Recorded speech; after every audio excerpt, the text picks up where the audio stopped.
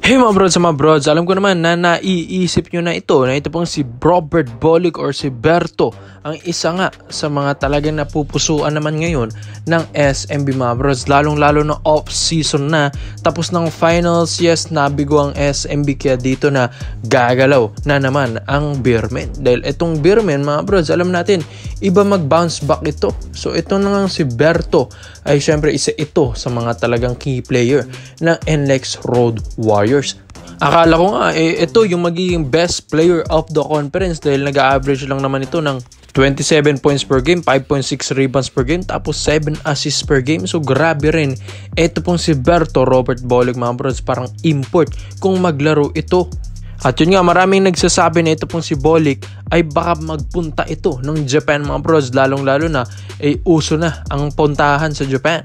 Kaya di mo rin masisisi mga ibang players na pumupunta doon dahil malaki talaga ang bigayan. Pero syempre hindi naman magpapatalo ito pong SMB na malaki talaga ang ino-offer nila sa mga players. Kaya kung pansin nyo mga bros, may SMB players or SMC players ba na nakita nyo pumunta ng Japan B-League tapos inalis na yung kontrata nila sa PBA dahil sa mga SMC team? Di ba wala mga brods dahil ganyan kaalaga yung mga SMC team. Sa MVP, syempre may alam tayo, may mga MVP players na pumupunta ng Japan.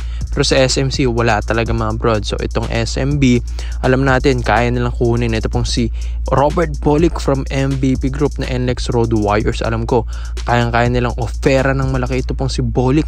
At isa pa dito, pinapares nga nila. Ito pong si Bolick at CJ Perez na maging backcourt rotation na players na in the future ng SMB pag nawala na. Ito pong sina Lassiter, Chris Ross at iba pang may mga edad dito sa SMB. Kumbaga nagre-rebuild na ng panibagong lineup at mas batang player. Ito pong SMB mga brods, lalong-lalo na off-season na dahil syempre wala na masyadong inaayos ang SMB ngayon. Wala na silang masyadong games dahil syempre tapos ng finals against Bolts, and yun nga alam ko gusto nilang bumawi next season at malakas ang SMB next season mga brods dahil yun nga may bali-balita, may malaking import pa nga daw kukunin ito from overseas dahil syempre exciting na ang ating import conference next season dahil yun nga sabi ni Kume parang walang magiging height limit na ang ating magiging import conference next season. So alam natin sa SMB hindi lang naman imports ang nagpapalakas dito, hindi lang imports ang pinapalakas nila kundi ang mga locals din. Kaya alam natin may mga ibang guards nga daw dito sa SMB mga brods na iti-trade na nila, gagawin nilang trade asset para makakuha ng isang reliable guard or point guard. And yun nga, bali-balita rin, di ba, si Vic Manuel ay paalis na rin ng SMB.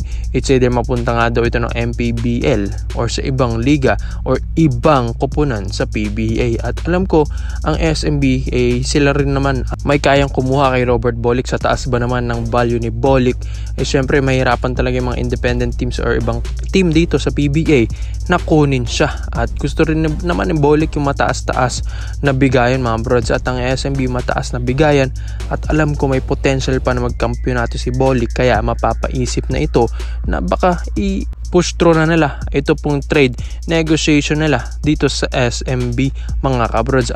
Alam naman ni Bolick yan na once na makapunta ito ng SMC team or kahit anong team sa SMC mga brods ay talagang maganda ang magiging future niya, at yun nga malaki pang tsansa na magkaroon siya ng ring or kampyonato sa PBA. Kaya komento mo lang opinion mo dito mga brods.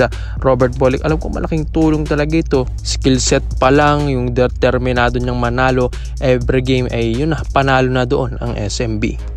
So dito naman po tayo sa kabilang balita naman natin mga bros. Alam ko ilang beses na rin natin itong nare-report na ito pong si Bobby Ray Parks Jr. paparating na rin dito sa PBA na sinabi ni Sir Homer Sison ay ilang beses na rin natin nasabi yan mga bros.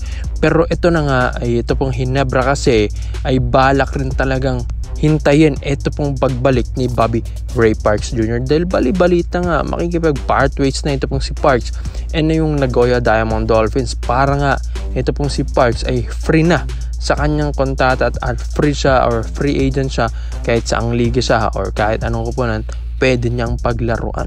Pero ito na nga ang PBA kasi ang isa sa mga pinupustro ni Bobby Ray Parks Jr. na makabalik dito ulit dahil yun nga lapit siya dito sa kanyang pamilya na sinabi na rin natin ito ilang beses na rin mga brods, na sa kanyang girlfriend din na si Zainab Harakin. Alam ko nga na gustong gusto nito ni Parks na mas mapalapit siya sa kanyang mga pamilya dito sa Pinas, at alam ko nga ang Ginebra naman ang isa rin sa mga gusto niyang kunin or gusto niyang paglaruan dito sa PBA mga kabrods. Ito yung dream team or dream na kupunan talaga ni Bobby Ray Parks Jr. since nung bata pa siya mga brods. Ilang beses na rin natin itong na-reports na itong si Parks ay talagang pinaka-hinihintay niya yung makapaglaro siya sa kanyang paboritong kupunan sa PBA na Barangay Ginebra San Miguel. Alam ko may mga alitan pa ito sa MVP group at alam naman natin may kaunting rights pa rin naman ng NTNT sa kanya mga bros, pero ang Ginebra naman ang talagang pwede niyang puntahan dito sa PBA once na makabalik siya dito sa Pinas mga kabrods, lalong lalo na pag na free agent pa siya at partways pa siya sa Nagoya Diamond Dolphins. Alam ko ang laki ng bigayan sa kanya ng Nagoya doon mga brods, at syempre kayang-kayang tapatan yan ng Ginebra. Diba nga may mga players dito na kulang-kulang 1 milyon, at isa pa dito tapos na rin natin PBA All Filipino Cup off-season na mga brods. Dito na naamoy natin yung mga trade negotiations, blockbuster trade, yung mga ganitong big trades, yung nga sa mga pagbalik ng mga ibang players mga bros. At kayo nga ikaabang-abang din ito pong blockbuster trade or pagbalik ni Parks dito mga bros sa PBA. At good marketing din ito kahit papano na may mga players pala sa Japan na pwedeng bumalik pa sa PBA, at yun nga isa rin itong si Parks sa mga pwedeng maging example dyan sa kanyang skill set nga sa laro. Shooter mga brods, yun nga nag-improve lalo si Parks, naging slim, mas bumilis, at yun nga gustong gusto yan ni Coach Tim Cone. At lalong lalo na si Coach Tim ay busy ngayon sa FIBA OQT or FIBA Olympic Qualifying Tournament. Ay alam ko isa rin naman sa mga sinesegue na duties dito ni Coach Tim Cone kahit may ensayo sila dyan sa Gilas. Ay ito pong mga trades nila sa Ginebra dahil syempre ito talaga yung pinaka main work niya, ito pong Barangay Ginebra San Miguel na palakasin yung kupunan na ito. At si Parks na ilang beses na rin yan nahawakan ni Coach Tim mga bros sa Gilas Pilipinas, at yun nga alam na rin niya yung laruan ni Parks. At yun nga once na ma-fit na at maaral talaga ni Coach Tim yung bagong laro ni Parks ngayon sa Nagoya Diamond Dolphins at isasalpak mo sa PBA sa Barangay Ginebra San Miguel sa lineup nila, ay tsak mga bros na mas magiging portable na si Parks and Coach Tim Cone sa isa't isa, dahil syempre gusto rin namang makabawi ulit ng Ginebra. Natalo ngayong semifinals against Meralco Bulls last season naman, ilang beses na rin natin itong nasabi mga bros na sweep ng SMB. At yun nga Ginebra yan hindi naman pwedeng basta-basta lang matatalo yan.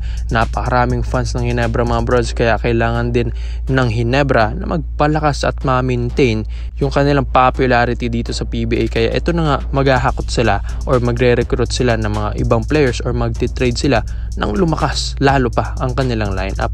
Maganda ito yung na-challenge talaga ang Ginebra mga brods. Kaya ikaw mga brods komenta mo lang pinyo mo dito. Isa-isay natin yan. Salamat po sa panonood mga brods. This is Over Data Dilation lang. I'm out.